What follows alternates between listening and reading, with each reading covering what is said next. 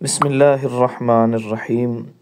Direct method سے قرآن مجید کو سمجھنا آسان بنانے کے لیے تیسرا لیکچر شارٹ کلپ آپ کے سامنے ہے۔ آج کے ہم اس لیکچر کے اندر دیکھیں گے کہ ایک لفظ ہے تے، اس کو عربی زبان میں تا کہا جاتا ہے۔ اب اس کی مختلف شکلیں بنتی ہیں، چار اس کی شکلیں جو ہیں وہ بنتی ہیں، وہ چاروں آپ کے سامنے بتاتا ہوں کہ اس کا کیا ایفیکٹ ہوتا ہے ترجموں کے اوپر۔ ایک ہے کہ جس وقت جزم آتا ہے، اور جب جزم آئے گا تو ہم اس کی ایک مثال لیتے ہیں کہ علیمت، تو یہ علیمت ہے، تو اس کا ترجمہ ہوتا ہے وہ کے معنی میں یا اس کے معنی میں، اسے علم ہے۔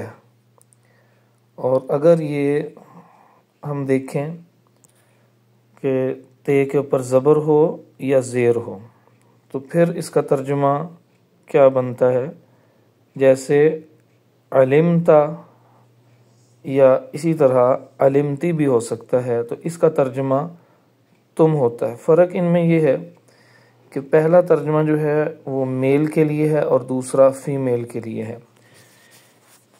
اور ایک ترجمہ جو ہے اگر ہم دیکھیں تو وہ ہے پیش کے ساتھ، یعنی تے کے اوپر پیش ہوتی ہے۔ تو اگر ہم اس کو لکھیں تو بنے گا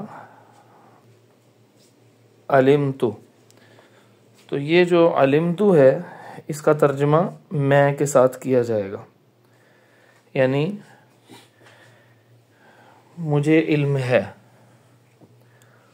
تو اس طرح یہ تے کے ساتھ جو تبدیلیاں ہوتی ہیں وہ آپ کے سامنے۔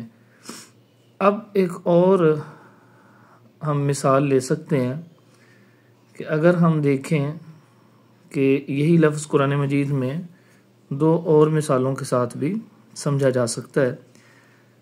جیسے ایک جگہ پہ قرآن مجید میں ایک لفظ استعمال ہوا ہے انعمتا، اور اسی طرح ایک لفظ استعمال ہوا ہے انعمتو۔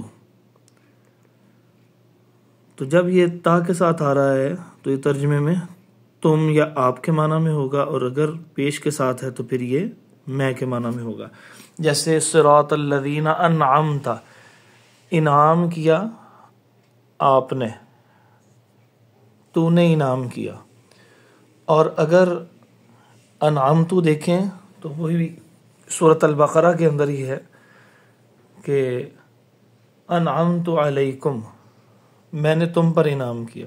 تو اور بھی اس کی بہت ساری مثالیں ہیں، تو اس کو ذہن نشین رکھیں کہ یا زبر کے ساتھ ہوتا ہے یا زیر کے ساتھ یا جزم کے ساتھ اور پیش کے ساتھ، اور جو جزم کے ساتھ ہے اس کے ترجمے میں وہ ترجمہ کیا جاتا ہے زبر کے ساتھ تم، زیر کے ساتھ تم، اور پیش کے ساتھ میں ترجمہ کیا جاتا ہے۔ اور ان دونوں میں فرق یہ ہے کہ یہ میل کے لیے اور یہ فیمیل کے لیے ترجمہ ہوگا، یعنی زبر کے ساتھ میل کے لیے اور تے کے نیچے زیر ہو تو فیمیل کے ساتھ۔ قرآن مجید سے اس کی پریکٹس کیجئے، بہت ساری جگہوں پہ آپ کے کام آئے گا۔ اگر ویڈیو اچھی لگی ہے تو اسے آگے شیئر کیجئے تاکہ قرآن مجید سمجھنے میں آسانی ہو۔ یہ چند ایک ویڈیوز ہیں جو ڈائریکٹ میتھڈ سے متعلق ہیں، اس کے علاوہ جب یہ سمجھ لگ جائیں اور قرآن مجید کا ترجمہ کچھ آسان ہو جائے آپ کے لیے تو ضرور آپ باقاعدہ طور پہ گرامر کو پڑھیں۔ اس حوالے سے بھی ویڈیوز آپ کو چینل کے اوپر مل جائیں گی انشاءاللہ۔ السلام علیکم ورحمۃ اللہ وبرکاتہ۔